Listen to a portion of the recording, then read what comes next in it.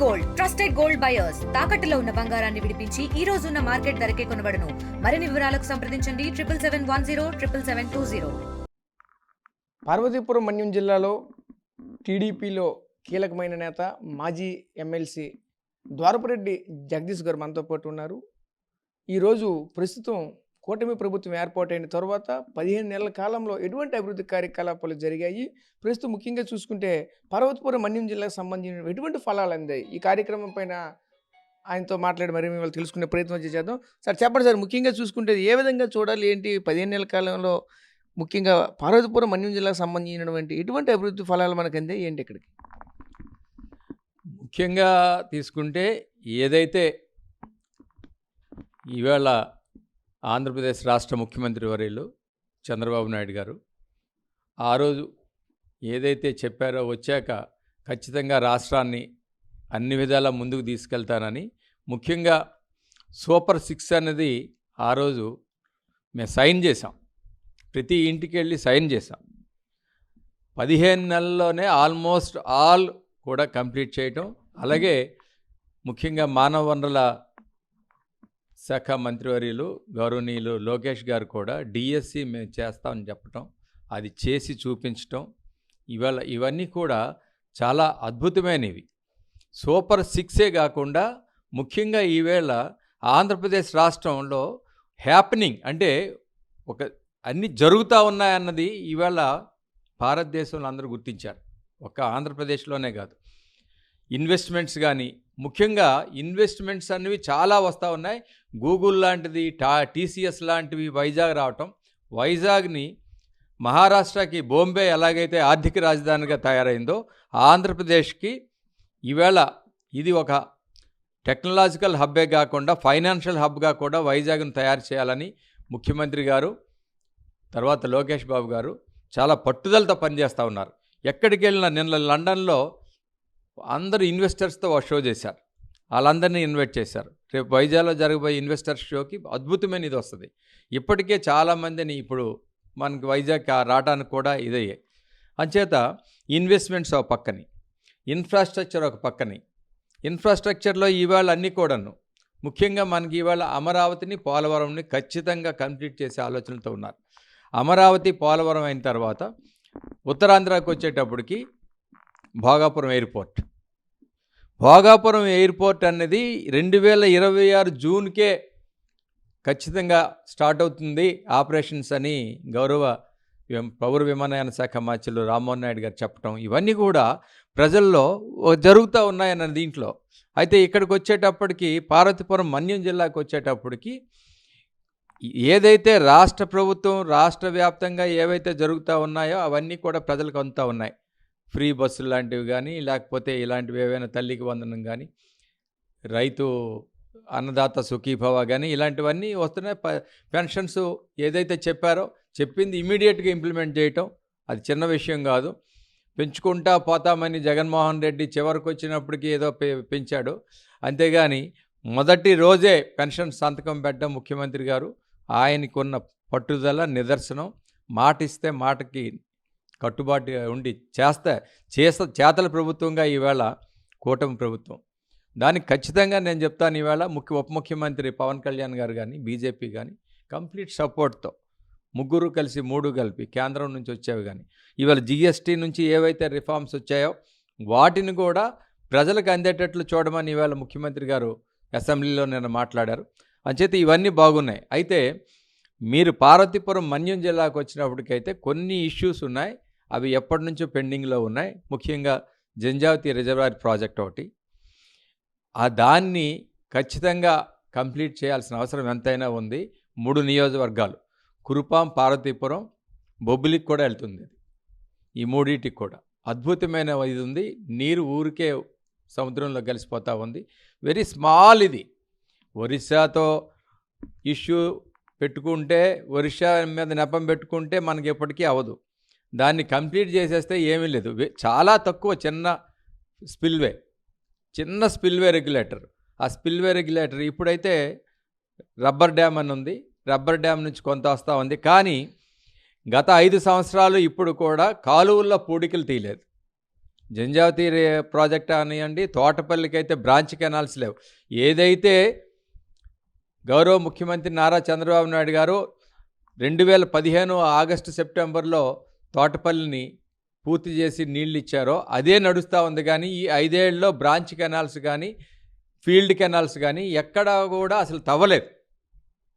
Main కెనాల్లో నీరు వెళ్తే అది ఎంత వెళ్తా ఉంది, కానీ బ్రాంచ్ కెనాల్స్ ఫీల్డ్ కెనాల్స్ గత 5 సంవత్సరాల్లో పూర్తిగా నెగ్లెక్ట్ చేశారు.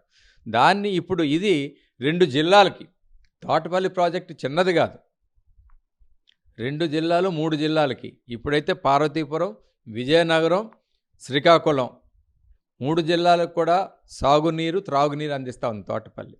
One of the major irrigation project. అసలు ఉత్తరాంధ్రలో ఇంత మేజర్ ఇరిగేషన్ ప్రాజెక్ట్ ఎక్కడ లేదు. ఎప్పుడో సుజల స్రవంతి, పోలవరంది వస్తే అప్పుడేమో, కానీ అంతవరకు ఇదే మేజర్. ఇవన్నీ కూడా అలాగే ఉన్నాయి. అదే కాకుండా నిన్న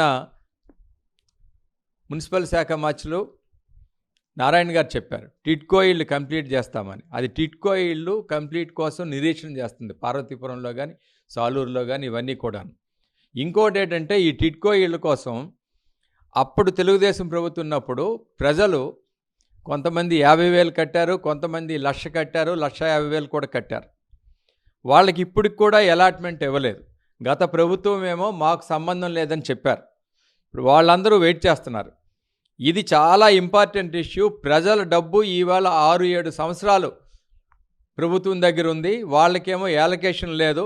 కంప్లీట్ చేయటమే కాకుండా దీన్ని ఖచ్చితంగా మున్సిపల్ శాఖ మంత్రివర్యులు, నేను కూడా రేపు సెషన్స్ అవుతున్నాయి, విజయవాడ అమరావతికి వెళ్దాం అనుకుంటున్నాను. ఖచ్చితంగా నేను దానికైతే ఇన్ రైటింగ్ కూడా ఒక అపీల్, ఒక వినతి పత్రం ఇద్దామనుకుంటున్నాను. ఎందుకంటే కట్టినోళ్ళు పేదోళ్ళు, మధ్యతరగతి కుటుంబస్తులు, వీళ్ళందరూ కూడా రాష్ట్ర వ్యాప్తంగా కూడా ఇలా డబ్బులు కట్టి ఉన్నారు.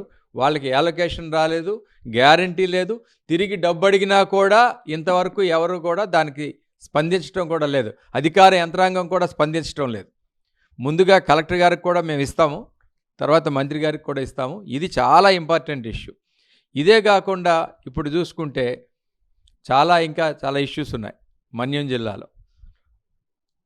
ఇప్పుడు గౌరవ శాసనసభ్యులు అందరూ ఉన్నారు, అసెంబ్లీలో మాట్లాడతారనుకుంటాను. ఏనుగుల ఇష్యూ అది ఎప్పుడు నిరంతర సమస్య కింద కూర్చుంది. ఇప్పటికి కూడా అది దానివల్ల ఏమీ లేదు. అలాగే పూర్ణపాడు లాబేసు బ్రిడ్జి కూడా అలాగే ఉంది. ఏవో డబ్బులు శాంక్షన్ చేయని ఎమ్మెల్యే గారు చెప్తున్నారు, కురుపాం ఎమ్మెల్యే గారు. ఇలాగా ఇవన్నీ ఇష్యూస్ అన్నీ ఉన్నాయి. ముందు సాగునీరుకి త్రాగునీరుకి పార్వతీపురం మున్సిపాలిటీకి వచ్చేటప్పటికి ఆ త్రాగునీరు డ్రింకింగ్ వాటర్ ప్రాజెక్టు అప్పుడెప్పుడో యూపీ మన ఎన్డీఏ గవర్నమెంట్ ముందు గవర్నమెంట్లో శాంక్షన్ అయింది. అయితే తర్వాత అది ఇంప్లిమెంటేషన్ అవ్వలేదు. 66 లక్షల కోట్లు ఎంత ఉంది అది. దాన్ని కూడా చేస్తే కానీ ఇక్కడ డ్రింకింగ్ వాటర్, ఎందుకంటే వీక్లీ 3 days లేకపోతే వీక్లీ వన్స్ ఇవాళ నీళ్ళు ఇచ్చే పరిస్థితి ఉంది మున్సిపాలిటీలో. ఇవన్నీ చాలా అంటే నిత్యావసర సమస్యలు ఇవి. వీటిని ఖచ్చితంగా అడ్రస్ చేయవలసిన అవసరం ఉంది. అప్పుడు ప్రభుత్వ పరంగా ఏదైతే ఎజెండాలో, మేనిఫెస్టోలో, తెలుగుదేశం మేనిఫెస్టోలో, కూటమి మేనిఫెస్టోలో పెట్టారో అవన్నీ అద్భుతంగా జరుగుతున్నాయి. ప్రభుత్వం మీద మంచిది ఉంది. అయితే లోకల్ ఇష్యూస్ని కూడా అడ్రస్ చేసినప్పుడు లోకల్ బాడీ ఎలక్షన్లో బ్రహ్మాండంగా మళ్ళీ గెలుచుకోవడానికి లేదు, పార్టీ మీద ఇమేజ్ పెరగడానికి కూడా బాగుంటుంది. ఇదైతే ముఖ్యంగా చూసుకుంటే ఈరోజు కూటమి ప్రభుత్వం ఏర్పాటైన తర్వాత ప్రతి నియోజకవర్గంలో కూడా ఒక ఎంఎస్ఎంఈ పార్క్ పెట్టాలని యోచిస్తుంది. అదే కార్యాచరణ ఆల్రెడీ ప్రతి నియోజకవర్గంలో జరుగుతుంది. ఈరోజు ఇక్కడ పార్వతీపురం మన్యం జిల్లాలో చూసుకుంటే కురుపాం నియోజకవర్గం కావచ్చు, ఇక్కడ పార్వతీపురం ఈ రెండు నియోజకవర్గాల్లో కూడా కనీసం దానికి సంబంధించిన ప్రసక్తే లేదు. ఇంతవరకు దానికి సంబంధించిన కార్యాచరణ ఎందుకు నుంచి వెనక్కి వెళ్తుంది అనుకుంటున్నారు? అసలు ఏం జరుగుతుంది ఇక్కడ? అంటే గత ప్రభుత్వంలో 2014-19 అప్పుడు చిలకామని ఇక్కడ ఉందండి కురుపాం నియోజకవర్గంలో. అక్కడ ఒక 60 ఎకరాలు ఐడెంటిఫై చేసాం ఎంఎస్ఎంఈ పార్క్ గురించి. కానీ తర్వాత దాన్ని యాక్షన్ అయితే జరగలేదు. అది ఐడెంటిఫై చేసినంత వరకే ఉంది. మరి ఇప్పుడు ఈ 15 నెలల్లో చాలా వరకు మా మంత్రివర్యులు, ఇక్కడ గౌరవ శాసనసభ్యులు అందరూ ఉన్నారు. మరి ఇంతవరకు అయితే మరి స్పేడ్ వర్క్ అయితే జరుగుతూ ఉన్నట్టుంది. కానీ ఎక్కడ ఐడెంటిఫై చేస్తారన్నది ఇంకా పూర్తిగా పబ్లిక్లోకి అయితే రాలేదు. అదేవిధంగా మరోవైపు ఏదైతే ఈ పబ్లిక్ ప్రైవేట్ పార్ట్నర్షిప్తో ముందుకెళ్తున్నటువంటి తరుణంలో ఒకవైపు వైసీపీ నేతలంతా కూడా ఆందోళన చేస్తున్న పరిస్థితి కనిపిస్తుంది. ఏదైతే మెడికల్ కళాశాలలు ఏదైతే ప్రైవేట్ పరం చేస్తే మేమైతే ఊరుకునేది లేదు, ఖచ్చితంగా అడ్డుకొని తీరుతామంటూ చేస్తున్నారు. దీన్ని ఏ విధంగా చూడాలి ఇదంతా? ఇది ఏదో సామెత ఉంటుందండి, తొందరపడి ముందే కోయలు కూసిందన్నట్టు. వైసీపీ నాయకులు కానీ వాళ్ళు ఒక ఇన్సెక్యూరిటీ, అభద్రతా భావంలో ఉన్నారు. బ్రహ్మాండంగా పనులు చేసుకెళ్ళిపోతుంటే ఏదో ఒకలాగా అడ్డుపెట్టో లేకపోతే తప్పుడు ప్రచారానికో దిగడానికి కానీ మన్యం జిల్లాలో మెడికల్ కాలేజ్ అనౌన్స్ చేశారు జగన్మోహన్ రెడ్డి గారి ప్రభుత్వంలో. దాని గురించి ఎక్కడ ఏ పని కానీ ఎక్కడ కానీ ఏది కానీ అసలు జరగలేదు. ఇవాళ మా నాయకులు చంద్రబాబు నాయుడు గారు ఇక్కడ P4లో మెడికల్ కాలేజీని అనౌన్స్ చేశారు.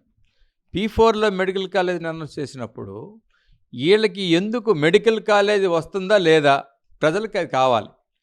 P4 అనేది ఒక పెద్ద న్యూ కాన్సెప్ట్, అది ఎవరు చేయలేరు, అది ఒక్క చంద్రబాబు నాయుడు గారికే సాధ్యం.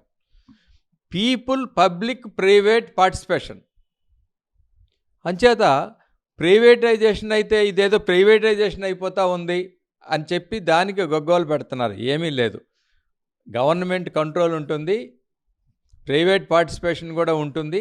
ఆ విధంగా ప్రజలకి ఒక మంచి ఫెసిలిటీ వస్తుంది. మన్యం జిల్లాకి ఒక అద్భుతమైన అవకాశం వస్తుంది ఇది మెడికల్ కాలేజ్ వలన. ఎందుకంటే ఇది కార్యరూపం దాల్చుతుంది. వాళ్ళు చేయలేకపోయారు 5 ఏళ్ళలో. కనీసం లెట్ దెమ్ వెయిట్ ఫర్, చూడాలి ఏమవుతుందో లేదు. ఇంకేమీ లేకముందే వాళ్ళు వచ్చి ఇవాళేమో ధర్నాలు చేసేస్తాము ఇది చేసేస్తామంటే ప్రజలు నవ్వుకుంటున్నారు. దేనికి ధర్నాలు, ఏమవుతా ఉంది? ఇప్పుడు మెడికల్ కాలేజీ రావడం మంచిదా కాదా నేను క్వశ్చన్ చేస్తూ ఉన్నాను. మన్యం జిల్లాకి మెడికల్ కాలేజ్ అనౌన్స్ చేశారు. ప్రభుత్వాన్ని, ముఖ్యమంత్రి గారిని ఎప్రిషియేట్ చేయండి, లేదా అంటే కామ్గా ఉండండి, పని చూడండి. పని జరుగుతున్నప్పుడు మీరు ఏదైతే రిజర్వేషన్స్ ఇవాళ మీ నాయకులు జగన్మోహన్ రెడ్డి గారు మాట్లాడుతున్నారో ఏవో అవి ఇవన్నీ జరగనివన్నీ, అది ఏమైనా ఉంటే అప్పుడు అలా అడగాలి. అంతేగాని ఇవాళ మెడికల్ కాలేజ్ అంటే మీరు చేయలేరు, ఈ ప్రభుత్వం చేస్తూ ఉంటే మంచి పేరు వస్తామంటే దానికేమో ఇలాంటివి చేయటం, దాన్ని ప్రజలు కూడా అసహించుకుంటారు, అపహాస్యం చేస్తారు. అంచేత ఇవాళ ఎందుకు మీరు ముందుకొచ్చి అప్పుడే ఎందుకు అయిపోతా ఉన్నారో అర్థం కావటం లేదు. జరుగుతున్న అభివృద్ధిని, జరుగుతున్న నీటిని చూసి ఖచ్చితంగా మీరు ఎప్రిషియేట్ చేయకపోతే ఉండండి, కామ్గా ఉండండి. అంతేగాని ఇలాంటివి చేయటం వల్ల ప్రజల్లో ఇంకా చులకనవుతారు. Okay sir, thank you. So చూసాం కదా, ముఖ్యంగా చూసుకుంటే ఒకటే చెప్పుకోవాల్సిన పరిస్థితి కనిపిస్తుంది. ఏదైతే కూటమి ప్రభుత్వం ఏర్పాటైన తర్వాత 15 నెలల కాలంలో ఎంతో అభివృద్ధి అయితే జరిగింది. సంక్షేమం, అభివృద్ధి రెండు కలిపి అయితే మాత్రం చాలా సంక్షేమంగా వెళ్తున్నటువంటి పరిస్థితి మనకు కనిపిస్తుందని చెప్పుకొస్తున్నారు. అదేవిధంగా ముఖ్యంగా చూసుకుంటే పార్వతీపురం జిల్లాకు సంబంధించిన పలు సమస్యలు కూడా ఉన్నాయి. వీటినైతే ఈరోజు అసెంబ్లీలో ప్రస్తావిస్తే అన్నిటి కూడా దీనిపైన ఒక ప్రత్యేక కార్యాచరణ కూడా రూపుదాల్చే అవకాశాలు ఉంటాయంటూ కూడా మరొక చెప్పుకొస్తున్న పరిస్థితి కనిపిస్తుంది. అదేవిధంగా ఏదైతే ఇప్పుడు ఈ P4 మీద ఈరోజు వైసీపీ చేస్తున్న దుష్ప్రచారం అయితే మాత్రం ఒకవైపు ఎండగడుతున్న పరిస్థితి అయితే కనిపిస్తుంది. కెమెరా పర్సన్ నాయుడుతో రాజేష్, RTV, విజయనగరం నుంచి. తెలుగులో న్యూస్ కి ఫాస్టెస్ట్ యాప్ ఇప్పుడు టోటల్లీ న్యూ అవతార్లో జస్ట్ 5 సెకండ్స్ లో కంప్లీట్ న్యూస్. సోషల్ మీడియాలో ట్రెండ్స్ కి one stop solution. Live TV app voice search option తో ఇప్పుడే డౌన్లోడ్ చేయండి లేదా అప్డేట్ అయిపోండి. యాప్ లింక్ డిస్క్రిప్షన్ లో ఉంది.